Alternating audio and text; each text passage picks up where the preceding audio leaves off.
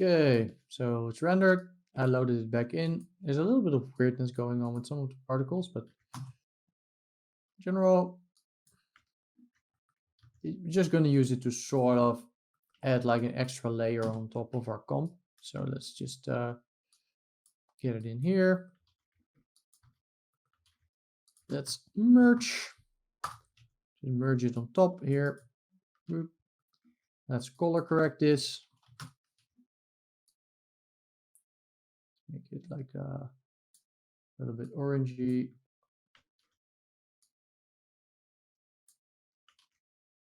Maybe we made them a little bit too big, but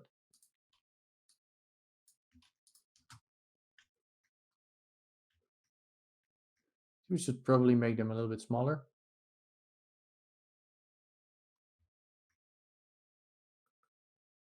So we do see that here on the front, it's giving a little bit of issue. So we could probably mask that out. So we need to check which pass will we use for that. Maybe the Z pass.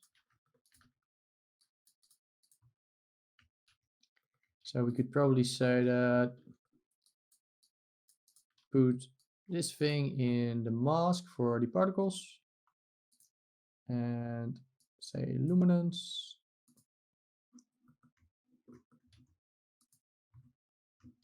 So now we're masking them out very close to the camera. So probably want to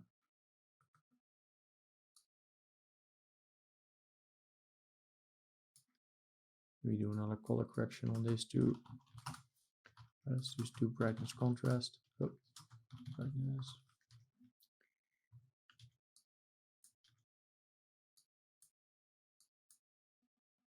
Let's just boost this a little bit.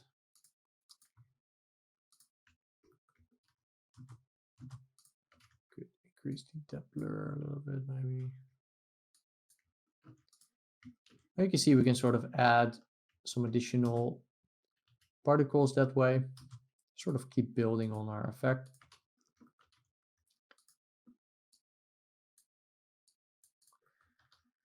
So another thing that we probably want to do is maybe we want to add some more camera shake. So let's add a transform.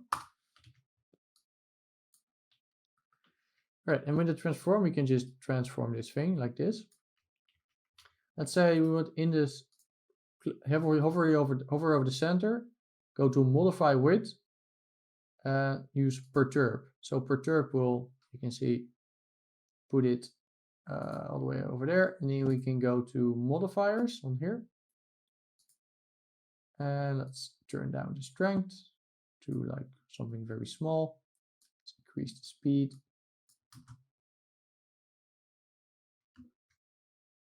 Maybe increase the strength a little bit more. As you can see, we can add now some wiggle in here. Now you can see we kind of get, well, it's moving outside of the frame. Probably want it to be a little bit faster. So we could probably keyframe this. So let's say speed should be very low in the beginning. And increase when sort of the shockwave comes, and then decrease. I know we already have sort of a shake in there, but just to add to it a little bit. Right, but it's moving out of the frame. So let's add a crop.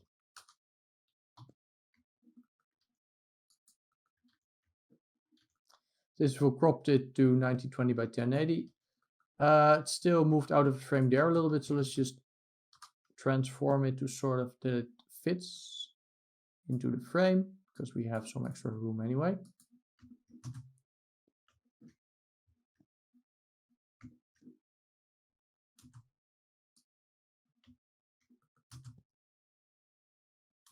Probably want to animate these particles in later, by the way, so I'm gonna probably turn that off in the beginning.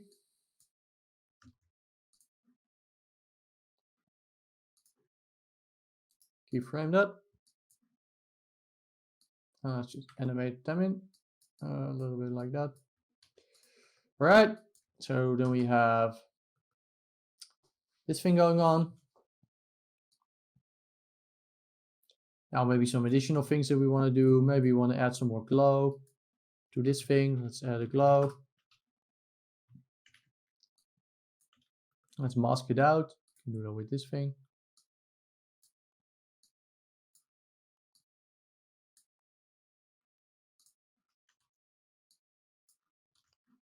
So I probably want to animate this mask. So right click, animate on the center. And let's just move this up. Boop.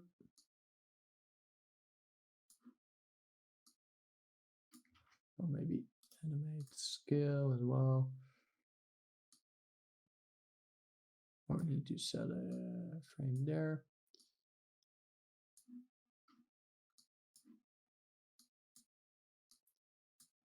Animate it down. And animate out the glow when we don't need it anymore.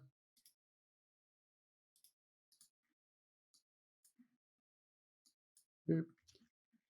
Okay, so that's a thing. Now you can add some additional elements on here. So just maybe some stock video.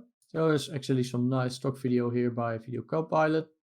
It's quite old already, posted 9 years ago, but some particle stocks is a pretty low resolution, but let's just load some stuff in. So you can just download this for free, by the way. So it's you can just download it. So yeah, they're only 1280, but you see, quite cool. So let's say merge. Let's put a resize here. Resize it to the correct resolution.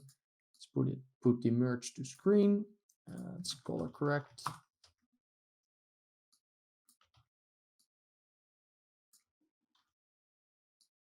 Let's tint these to correct color. Let's really turn down the blend maybe.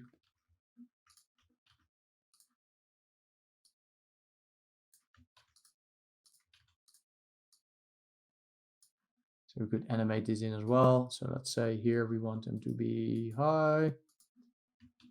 Let's turn them down over here. And they're gonna animate in. And obviously, like when you have actual video footage, this just has a very nice look, and it really adds to like the entire shot. So you can add multiple ones of these in as well. So let's see if this is actually the tool that I used. I don't think so. No, I didn't. Okay, let's add some chromatic aberration as well. I used a Fusion tool, Fusion 16, but apparently that's not in here. So let's make some of our own chromatic aberration. So chromatic aberration is essentially where colors sort of shift off. It's something that photographers and filmmakers generally try to avoid, but then when you're doing CG, you generally add it in because it just looks cool and adds some realism if you do it not too much. But essentially, it's sort of like when light misaligns sort of on an image and you get like the color split. So there's a fuse for that in Fusion 16, but so yeah, it's like test this thing, but we can make it ourselves probably. So I think this is probably a one that was maybe new in Fusion 16, but we can in Fusion now we can just make it ourselves. So let's just put a transform again, and again transform allows you to transform something, but you can also, if you go to see where we put it, see it's on a different spot in Fusion 16. All right, over here. You can say, okay, I only wanted to affect one color. So I only wanted to affect the red color. So you can see, oh, now we can transform the red color.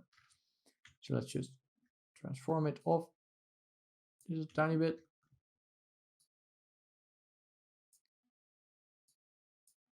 Let's make another. So call this red with F2. Again, you can rename something. Copy and paste it. Oh, let's make another one maybe, because then it doesn't have the transform info. Let's have two. Let's call it blue. Maybe we offset the red too much, by the way. Let's do a little bit less. Let's go in here. Let's offset the blue. And we can just keep the green in the same position. Right, so we add some chromatic aberration. And then maybe finally we want to do some sort of color correction. Just a general color correction.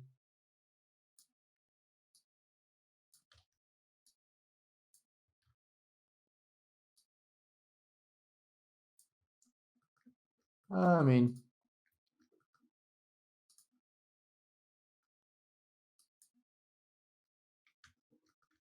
can just keep working on it. Probably we need to maybe do this before we crop.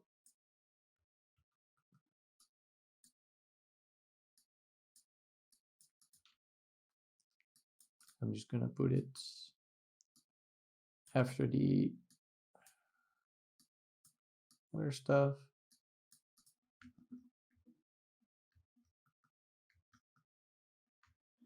Okay. So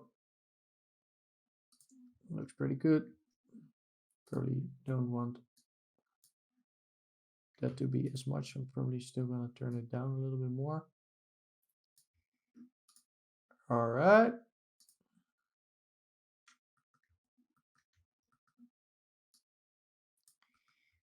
And I think that we are done. I mean, I did end up experimenting with some other additional things in this comp, but there are things that you don't really see. Like I added some clouds in the background that you don't really see, so it doesn't really make sense to cover that because they're graded down to basically black. But it was just because the comp just got messy after a while. So essentially, this is our entire final comp. So yeah, you can play. You have a look what it looks like. You can see it's well, I mean it's a little different than this one. I'm looking at this. I think I'm probably gonna change my comp a little bit again, because when I'm looking at the comp that we just did in the tutorial, I'm kind of like this is a little bit dark here, and I'm kind of liking how it's a little bit lighter here. Then we can still see the stuff flowing over it. So I think maybe I'm gonna change that. But aside from that, yeah, that's the entire thing. So yeah, now only thing that's left to do is export this out. So how would you do that? Because of course we have this color profile, right? So we kind of have a problem with, because if we turn off our LUT, well, it looks like this.